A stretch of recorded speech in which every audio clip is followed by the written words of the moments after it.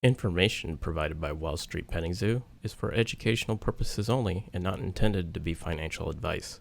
Please consult with a licensed financial advisor before making any financial decisions.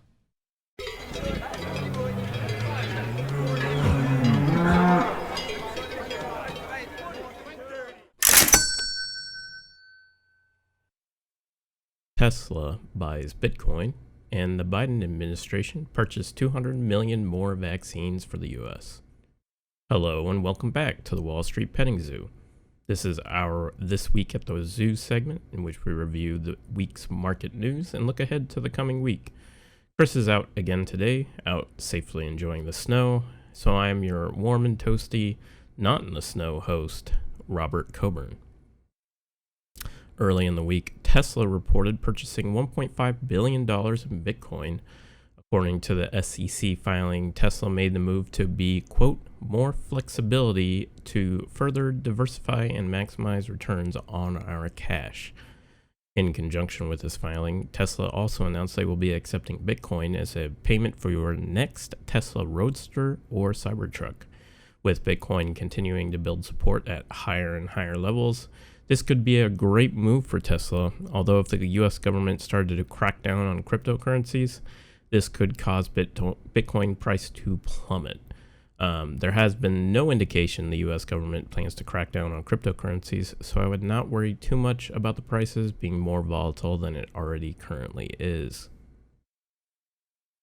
And according to a report by the CDC, the U.S. is closing in on 500,000 deaths due to COVID. However, the 7-day average for new COVID cases has dropped below 100,000, the first time since before the 2020 holiday season.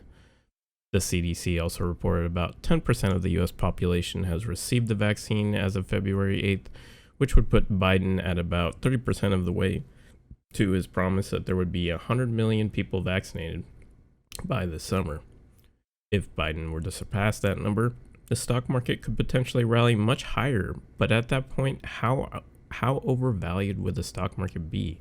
Despite the economy being closed for almost a year, you wouldn't think it was closed looking at the stock market. Outside of a few outliers like the travel and restaurant industry, most stocks rebounded and some are worth more than before the dip in March. However, if you look at unemployment, it still has a long way to go for recovery, and getting everyone vaccinated will definitely accelerate that recovery. Well, folks, that's our episode for the week. You can find the Wall Street Petting Zoo podcast on Podbean, iTunes, Stitcher, Spotify, and YouTube. Please give us a like, share, or comment on social media, and a thumbs up or 5-star review on your favorite podcasting platform. We don't do any advertising for the show, so word of mouth is the only way we get the word out, and we really appreciate your support. If you'd like to support the podcast financially, you can click our referral link to Webull underneath our YouTube video. If you open a brokerage account with a Webull and deposit $100, you'll get a couple free stocks, since we will also get a couple free stocks, and that helps support the podcast. Thanks so much for listening, and we'll see you back at the zoo next week.